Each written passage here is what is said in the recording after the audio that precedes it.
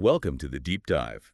Today we're looking into Crayon Pop, the South Korean girl group that popped up back in 2012. Yeah, and they definitely made a splash. We've got sources covering their, well, pretty unique start, that massive viral hit, and what happened next. Right. Our mission today is basically to figure out what made them stand out so much in that super crowded K-pop scene. Well, right off the bat, their initial concept under Chrome Entertainment was deliberately unconventional. They almost started as hurricane pop, believe it or not. Hurricane Pop. Yeah, Right. and the CEO, Hwang Hun-chang, wanted a regular girl group. So, like, not too tall, under 165 centimeters, and specifically not the sexy concept so many groups were doing. That's a statement, wasn't it? Going against the grain like that tells you something about finding your niche. Totally. And the way they came together was interesting, too. Initially, Sarang, Junumi, Ellen, Choa, and Soil. And Wei joined later, right? Her twin sister Choa couldn't make the first audition, I think. Yeah. Exactly. And get this, the singer Bumki helped with their vocal training early on. So, not your standard Idol Factory path. They even recorded Bing Bing as Hurricane Pop for a Chinese TV show before officially debuting. Mm-hmm. Those early days were definitely about finding their identity. Sarang left to act, Wei came in, and they switched the name to Crayon Pop. Why the name change again? Sensitivity. It was after the Japanese tsunamis, so Hurricane Pop felt wrong. Even the stage names were mostly picked by the CEO. It shows them figuring things out. So their official debut, 2012, but it wasn't an instant hit. They promoted in Japan first, filming MVs for Bing Bing. Yeah, then the Korean and Japanese versions dropped in June. Saturday Night was their actual debut single in July. And their first EP, like a mini album, came out digitally that same month. Had both Bing Bing and Saturday Night. They hit the stage on M Countdown July 19th. But like you said, crickets initially, not much attention. The CEO apparently said that first album basically wiped out the company's cash. Oof. That really shows you how tough K-pop is, especially without a huge agency backing you. Getting those music show slots is crucial. Definitely. Their limited appearances early on really underline that. But then came Bar Bar Bar. Yes, Bar Bar Bar. Before that, though, Dancing Queen in late 2012 got some nods, even from Super Junior members. Right. Kingin and Shandong praised it. But yeah, still not many TV spots. So they hit the streets, guerrilla performances, and they had that web series, Crayon Pop TV. Which built up that dedicated fan base, remember?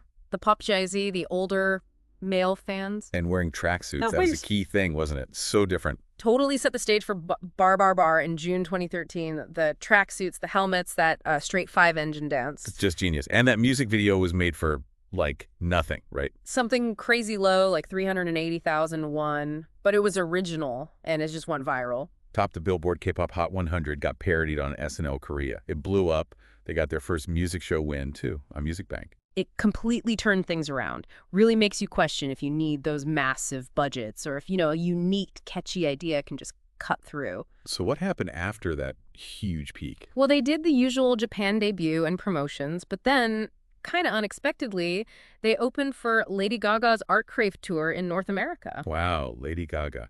And didn't Chura and Wei form a subunit? Strawberry Milk. But then things got a bit complicated. Soil took a break in 2016, health issues. Right, I remember that. And then the contracts. Yeah, they expired with Chrome Entertainment in March 2017. The members went solo, basically. No official disbandment announced, but Soyul did confirm she'd left the group later. Sustaining that viral momentum is tough. But their impact was huge while it lasted. Definitely. Right. Bar Bar was massive. They won Best New Female Artist at Mama, a Golden Disc Award. Their international stuff showed they had reach. And it wasn't just Bar Bar Bar. People like Dancing Queen and Ooh-ee that had the trot influence, right? Yeah. And FM, the one inspired by Super Sentai. Even Lonely Christmas, Bing Bing Saturday Night, they had other tracks fans enjoyed. Their whole identity was just different, eccentric, refreshing. Absolutely. Musically, that electropop, disco pop mix, catchy tunes, sometimes that trot flavor. Visually, well. The tracksuits. Yeah. All of those colors, sometimes with skirts. And the helmets, obviously. Can't forget the helmets. But also the hanbok-inspired outfits for the Sentai costumes for FM. Always something unique. And the dances were pretty simple, weren't they? Easy for fans to copy. Yeah, that bouncy bar dance. The kick dancing, dancing queen, the chicken step, and very participatory. Which helped their cultural impact, I think. Right. Those guerrilla shows mattered. Bar was huge in Korea. The whole Pop Josie thing was notable too. Plus Japan, the Gaga tour, they even worked with Ylvis. What does the fox say? Yep. And a Mexican group, CD9. They showed a fun, less polished side of K-pop. So where are the members today? Quick rundown. Okay. Jumi's married, 2 kids. Ellen became a streamer, faced some controversy there. Choa debuted as an actress, got married, announced her pregnancy, and very bravely shared her battle with cervical cancer. Wow, good for her. And Wei. Wei has her YouTube channel Wayland, talks about idol life, finances, really interesting stuff. And Soil married Moon Hee-jin from HOT, left Crayon Pop officially, and their family life is quite public. And the group? Still kind of paused? Pretty much. No official split, but inactive since the contracts ended in 2017. Some might say retired due to the long gap. But maybe a reunion someday. Members have said they'd like to, so, never say never. The door isn't officially closed. So Crayon Pop's story is really one of unique beginnings, that wild viral success, a concept that just broke the mold, and unexpected global notice. Exactly. They really stand as proof that unconventional routes can lead to massive recognition, which kind of leaves you wondering, doesn't it? In today's music world, what other completely unexpected original ideas might be the next big thing?